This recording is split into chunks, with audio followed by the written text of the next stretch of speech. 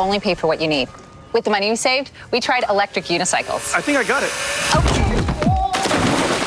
Doggy paddle. Only pay for what you need. Liberty, liberty, liberty, liberty. That's what we sent it to. I didn't get that. Oh, buddy, you need a hug. You also need consumer cellular. Get the exact same coverage as the nation's leading carriers and 100% U.S.-based customer support starting at $20. Consumer cellular. Hey, I'm Hayden Panettiere. This is my ET retrospective. Tomorrow, Hayden's Hollywood Rewind. Ew. Only on ET. I killed Smokey's boyfriend. Ooh, I forgot that Hayden was on Guiding Light. You know I love my stories. Yes, you do. Speaking of daytime, join us tonight for CBS Presents The Young and the Restless 50th Anniversary Celebration and Entertainment Tonight special. Now, we've got everything, y'all, from the epic fights to the famous alumni. We've got brand new interviews and never before heard stories from the cast. And I did it from The Young and the Restless set. Ooh. Happening now. We are getting local reaction to that mass shooting in Nashville, Tennessee at a school there. We're also going to hear from a family member from one of the victims of the Uvalde shooting coming up. And soon, a stalled frontal boundary will start moving. I'll let you know what that means for our rain chances, along with some gusty winds and changing temperatures in just a bit. With auto insurance rates on the rise, why it pays to shop around for the best prices and other ways you can save money. The news at 5 starts right now. And first at 5, a tragedy yet again, this time in Nashville, where investigators are now trying to figure out why a 29-year-old woman walked into a private school and shot and killed 3 children and 3 staff members. Those children have been identified this evening as Evelyn Deekhouse, Hallie Scruggs, and William Kinney. They were all 8 or 9 years old. The adults identified as 61-year-old Cynthia Peak, 60-year-old Catherine Kuntz, and 61-year-old Mike Hall. The shooter killed by police, but there are still so many questions being asked about this latest school shooting. This is the 129th mass shooting in the United States this year. That is according to the Gun Violence Archive, which defines a mass shooting as 4 people being shot or killed in one incident. Education Week says this is the 13th shooting at a school this year. Today's shooting making headlines, left 3 students dead. It's bringing up painful memories for the families of victims of the Robb Elementary School shooting last May. It's just not natural. Like, I don't understand how people normalize this, because it's so normal, and it shouldn't be. Jasmine Casares' sister Jackie was one of the 21 lives lost at Robb Elementary. Her reaction being echoed by other family members of other victims. Angel Garza, Amerie Jo Garza's stepfather, took to Twitter, posting, quote, "I tried to convince Kim and myself that a private school would be better, but it's clear now. We will never feel safe leaving him. Prayers for Nashville," end quote. For so many parents, the news of yet another school shooting brings a lot of concern and worry about the safety of their children's school and what they can do for them. It's important if a child senses danger to go to a trusted adult. So talk to your children. Who is the trusted adult? Is that your teacher in your room? Is that your principal or the counselor in the office? And allow them to have a plan of action as to what they would do in the event that they felt unsafe. The Ecumenical Center says it's important to watch for behavioral changes in your children. They could be losing sleep, not eating well, acting out of the norm. If you notice these changes, get professional help so your child can feel safe while at school. And the suspect in this case in Nashville now dead. So law enforcement, they're trying to go through the crime scene to figure out any motive here. Here's what we know so far. Be advised, stay out of the general area of Burton Hills Road, confirmed active shooter. At least 3 young children and 3 adult staff members were shot and killed at the Covenant School in Nashville Monday morning. Officials say the suspected shooter is a 28-year-old female. They say she entered the school through a side entrance carrying 2 assault-style rifles and a handgun. We went in as soon as it was safe for our responders to do so, to try to provide life-saving efforts for those that were impacted by this incident. Officials say the first 911 call from the Christian school for roughly 200 pre-K through 6th graders came in at 10:13 this morning, local time. There are multiple victims down. 14 minutes later, 7 people, including the shooter, were dead after Metro Nashville police say they shot and killed her. When the officers got to the second level, they saw a shooter, a female, who was firing. The officers engaged her. She was fatally shot by responding police officers. Young students were seen holding hands, leaving their school, surrounded by law enforcement, to meet their parents and guardians. We have to do more to stop gun violence. It's ripping our communities apart, ripping the soul of this nation, ripping at the very soul of the nation. And we have to do more to protect our schools so they aren't turned into prisons. The FBI is now involved in this investigation. One officer who responded to that scene got cut by some glass there, but there were no other injuries apart from those victims who were killed today. To an update now on a fatal shooting involving U.S. Marshals. The man shot and killed at a hotel last week, identified as Michael Anthony Oles. He was 46 years old. He was on the 3rd floor of the parking garage at the DoubleTree Hotel on Cesar Chavez when he was shot on Friday. The Department of Public Safety says he was wanted by New Braunfels police on a charge of aggravated assault with a deadly weapon. DPS handling this investigation. A head-on crash along I-10 sent 3 people to a hospital early this morning. This is the aftermath here. This happened around 2:30 a.m. on the lower level of I-10 at Culebra. According to San Antonio police, a wrong-way driver hit another vehicle here. All 3 victims were taken to University Hospital. The Windcrest Police Department asking you to be on the lookout for this type of car. Can you see it there? They say a man was carjacked last week and the car hasn't been recovered. That's according to the Windcrest PD. The victim carjacked at gunpoint on Tuesday in the 1300 block of Murray Drive. The car is a BMW X6. The man they're looking for has a spade tattoo under his right eye. They're also looking for a black SUV that may have been involved. If you have any information, call the police at 210-655-2666. Let's take a look at traffic out there right now during the 5 o'clock commute. This is I-10 at Callahan here. You can see on the main lanes things really going just fine this evening. The lanes there backing up off to the side as they approach 410. Always a busy intersection that gets stacked up really any time of day, but no real big problems to tell you about. And despite an increase in the cloud cover, we made it up to 80 degrees. That's our current reading at the moment, dew point of 61. So a bit of noticeable humidity in the air, but these conditions will all be changing pretty quickly and noticeably overnight tonight and through the day tomorrow. Right now we're 87 in Eagle Pass. 88 in Del Rio. Meanwhile, 81 Santa Maria, 83 currently in Bernie. For the most part, right around 80, give or take, especially around the San Antonio area. And as we go through the evening, 20% chance of a stray storm. We have a few west of the Rio Grande and just north outside the KSAT 12 viewing area. Can't rule out a few more developing. We'll take a look at the futurecast, talk about the gusty winds blowing in some changing conditions in just a bit. Thank you, Adam. Now let's talk other weather. The devastating tornado outbreak that sliced through the South. Since Friday, there have been more than 24 locations reporting tornado damage in 5 different states.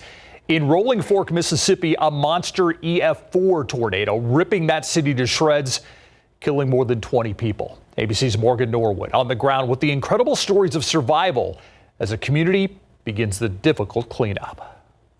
Residents in Rolling Fork were turning to ruins, the town among several in the South just starting the painstaking road to recovery after monster tornadoes sliced through the region. We don't have any business, jobs, nothing. People don't have anything. Sonia Barnes was inside her home when the EF4 twister touched down in Rolling Fork. She tells me she grabbed her 2-month-old grandbaby and took cover in the bathroom. I was just thinking, how was I going to protect her? But you put the baby in your jacket? Yes, my shirt.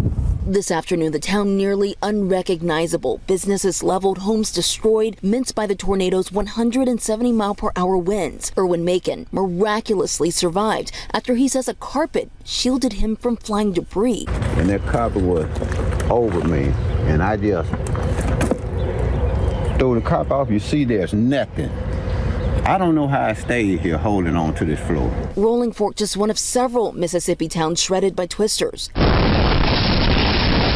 In Amory, Mississippi, school surveillance video capturing the moment an EF3 tornado ripped through the hallways with winds up to 155 miles per hour. Debris raining from the ceiling. Residents nearby scrambling to take cover. Once it started coming, it started shaking, and I ran to my tub to get in my tub, but it felt like it was pulling me up. And in Georgia, trees plucked from the ground, debris littered everywhere after a series of reported twisters touched down overnight.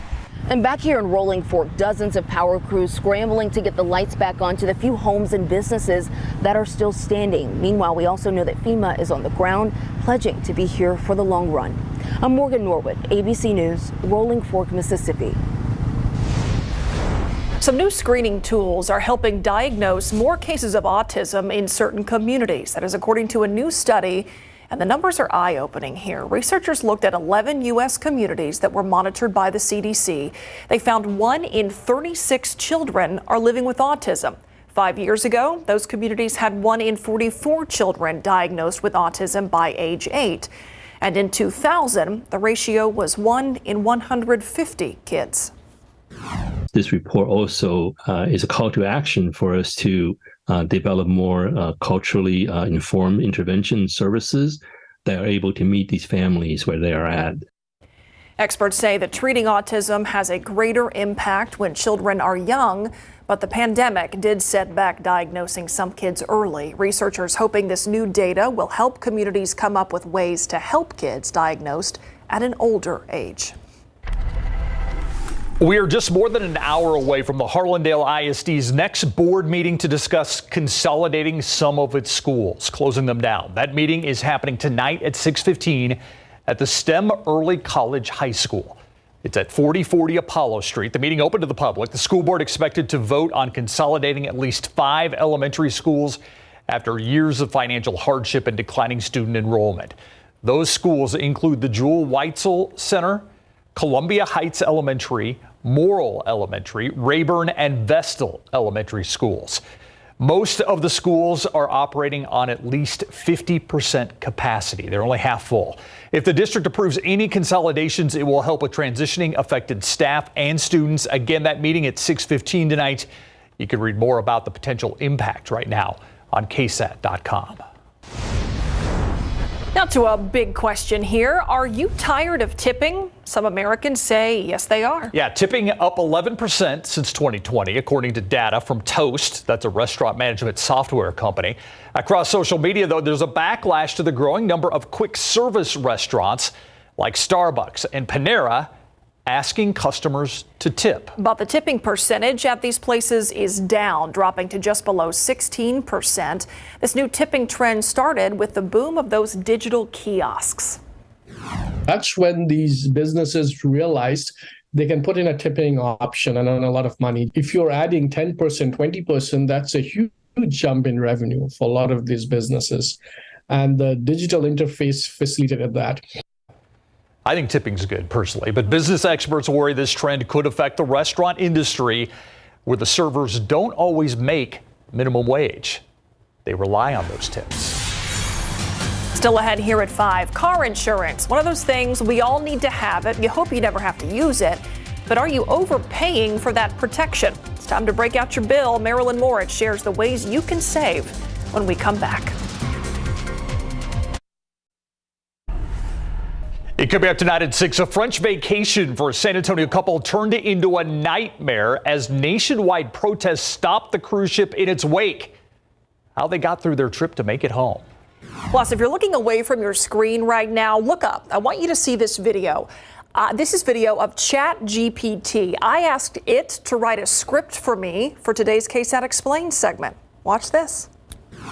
Tonight on KSAT Explains, we delve into the fascinating world of artificial intelligence and introduce you to ChatGPT, the language model that's taking the world by storm. But as we uncover the inner workings of this revolutionary technology, we also explore the potential concerns it raises. Tune in at 6 p.m. to find out all about it. It took the program 10 seconds to write that. Took the robot longer to actually say it. ChatGPT is the latest tech innovation that's blowing people's minds, but it also raising some big concerns about the ethics and originality here. We explore all of these issues in KSAT Explains, coming up today at 6:30. It sounded just like.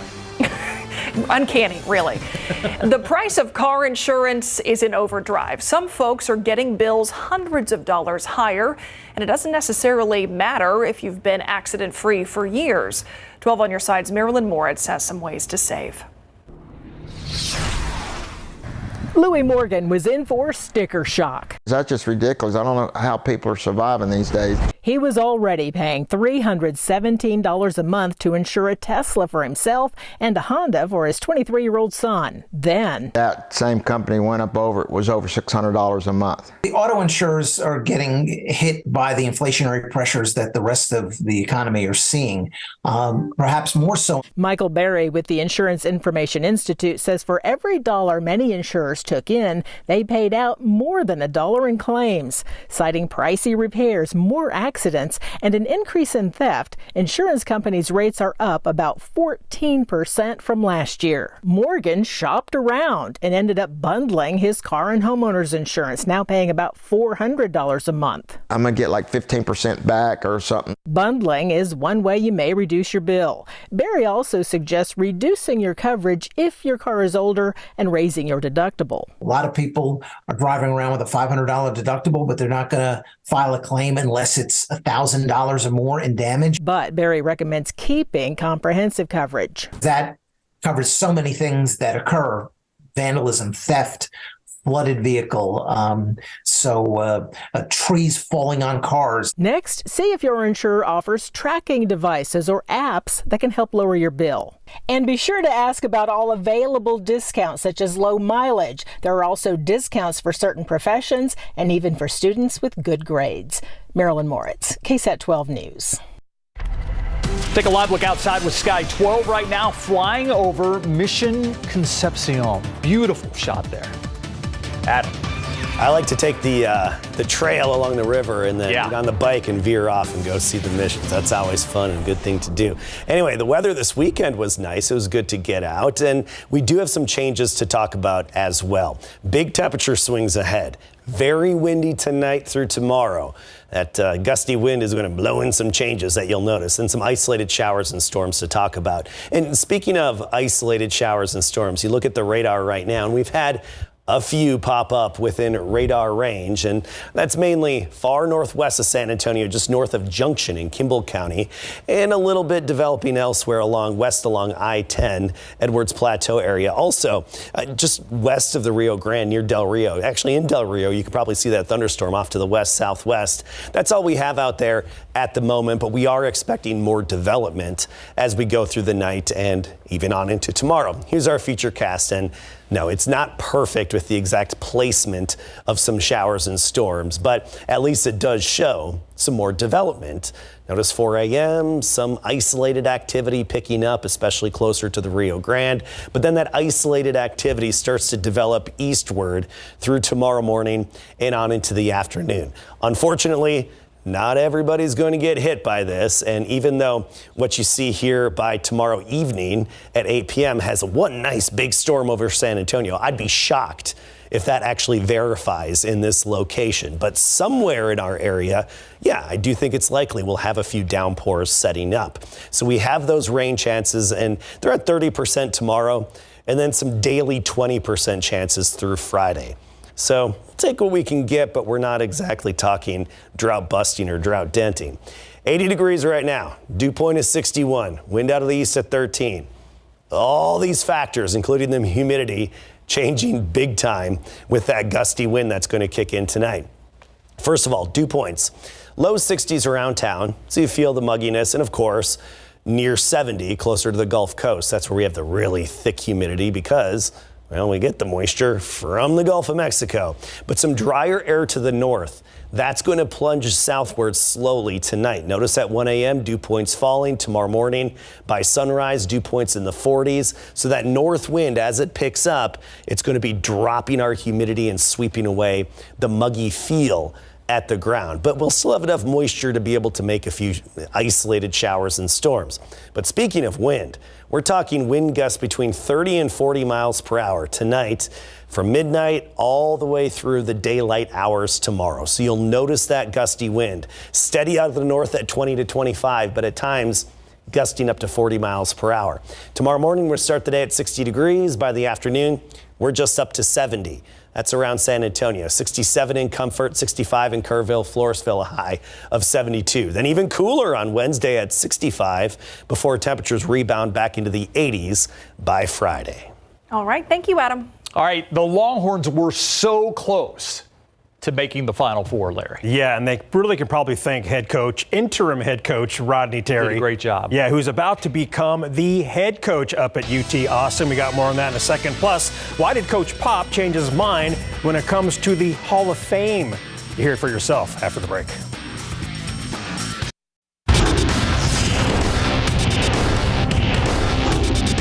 I thought we just gave in. Last game on the road, end of season, I thought we embarrassed ourselves by giving in the way we did, but the Celtics had a lot to do with that. Yeah, Pop wasn't pleased with how his guys played in Boston in big board sports. Texas Longhorns interim head coach Rodney Terry did a fantastic job this season taking over after Chris Beard was fired. Today it's being reported Terry has come to an agreement on a 5-year deal worth some $15 million to take over as men's head coach. After losing in the Elite Eight Sunday, Terry was asked how badly does he want the Texas job. Now he said he didn't have much time to think about it, and then he turned emotional when talking about his guys. I'm gonna love them for the rest of their lives. I'll be at their weddings. I'll be with the, talking to those guys when they have their firstborn, and it was all about this team, man. And I enjoyed every single day of this journey with this group, and I'm gonna really miss. I really miss working with this group. So it was never about me, it was always about these guys. And I love these guys. One game at a time. A press conference to officially name Terry head coach is expected this week. Zach Collins continues to play well for San Antonio. He had 21 points and 7 rebounds in the Spurs' 137-93 loss at Boston. And you heard Pop wasn't happy during postgame, but you know what? His pregame avails all season long have been much happier and engaging. Yesterday before the game, he was asked about being a Naismith Hall of Fame finalist, an honor he's turned down for years. So why did he change his mind this year? Just maybe get it over with. I don't know. I just never, in all honesty, I always felt the Hall of Fame is like for, Red Holtzman, and Red Auerbach, and Larry Bird, and Magic Johnson. And you put people's names in like mine, and it's the SAT test, which doesn't fit, that sort of thing. So I've never felt like I really belong, to be honest with you. I'm not trying to be Mr. Humble or anything. I'm a Division III guy. I'm not a Hall of Fame guy. Come on, Pop. The Spurs will host the Jazz Wednesday night at 7 at the AT&T Center. I think he means it, though. He just does. looks at the greats in the game. And he certainly means those words. He should be in there, though. I agree. Seems very Pop. Yep. Thanks, Larry. We'll be right back. All right, look at our afternoon high temperature trend. Tomorrow, 70. By Wednesday, we're down to 65. And even Wednesday morning, lower 50s. So maybe some long sleeves at the bus stop. But then we rebound and we're back into the 80s by Friday and the weekend. Daily rain chances, unfortunately, pretty low at 20 to 30%. All right. Thanks, Adam. And thank you for watching the news at 5. World News up next. We'll see you back here at 6.